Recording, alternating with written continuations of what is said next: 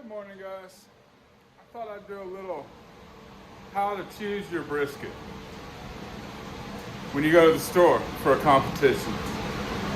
Sorry about the smoke and the fan noise. I'm in the smokehouse. First thing you want to do, though, is check to select a meat. There's multiple kinds, multiple levels. You start out with your select. When you're doing a competition, I would stay away from select.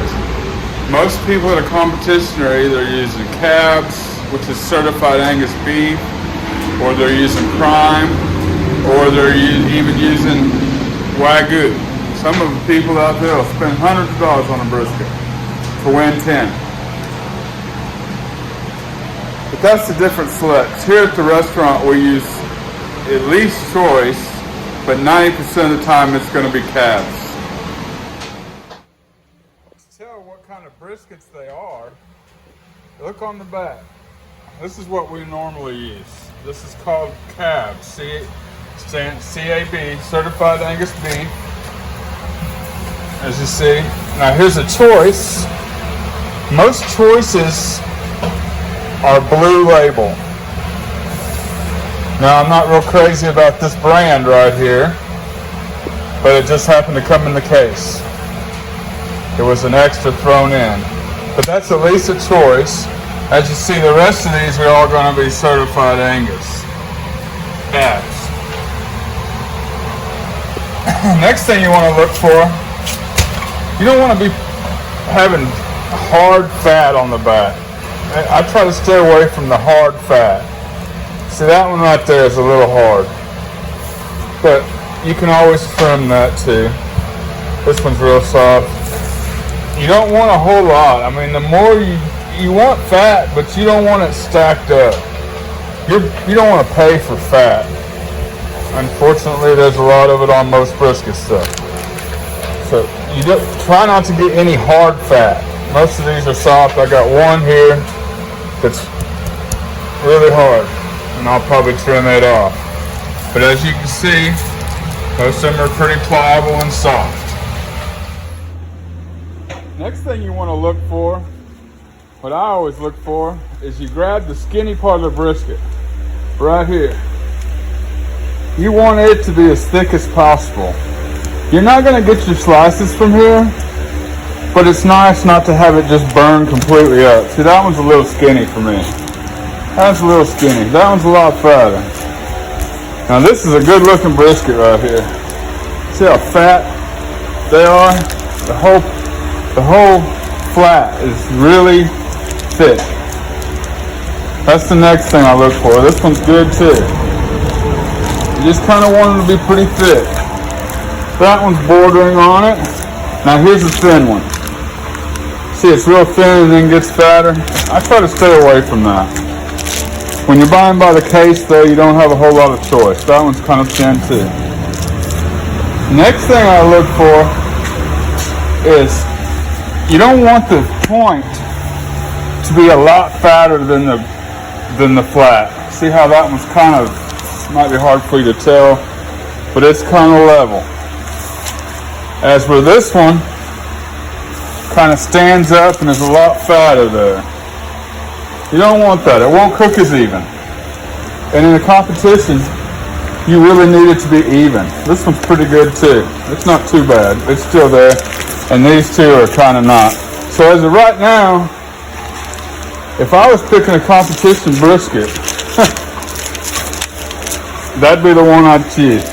Either this one or this one. Actually, I'd probably choose this one. This one is a certified Angus. This is just a straight choice. So I'd probably go with this one. The second thing is, you want it to have some fat marbling in the grain. This stuff right here you're going to trim off anyway. But if you can find the marbling in the grain, see there's some right there. It's a bunch of it. This one's really good. In between the big fat spots, see the marbling in the grain? Not really worry about that up there though. This one is great. See how it's got the marbling?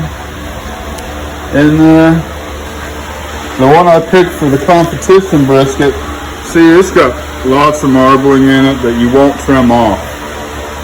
This will not come off of it. Here.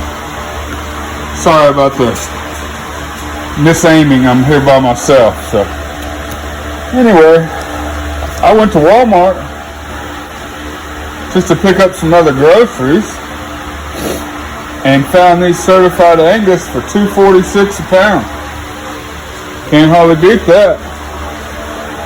So I hope this helps. And the next time you go to the store and picking out a brisket, these are all going in here in a minute. Thank you.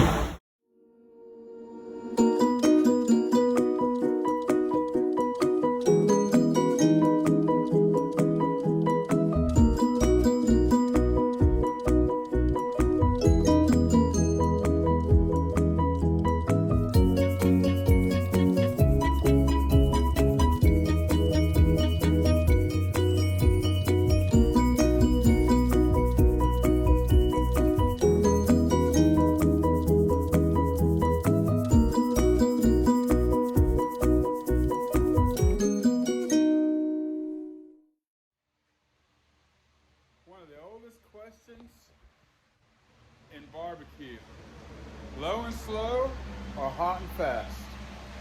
Personally, here at the restaurant, we do hot and fast. We ain't got time. Ain't nobody got time for sit there for 12 hours to cook a brisket. So we're usually cooking about 350 to 375.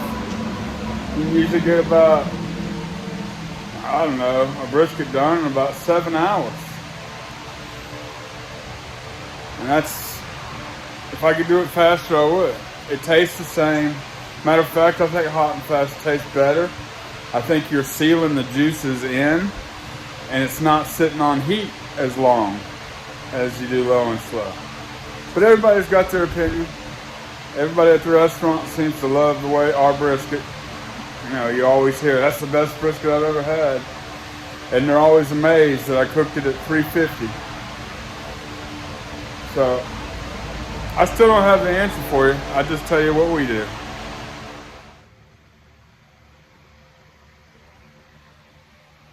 As you can see here, we're about 375.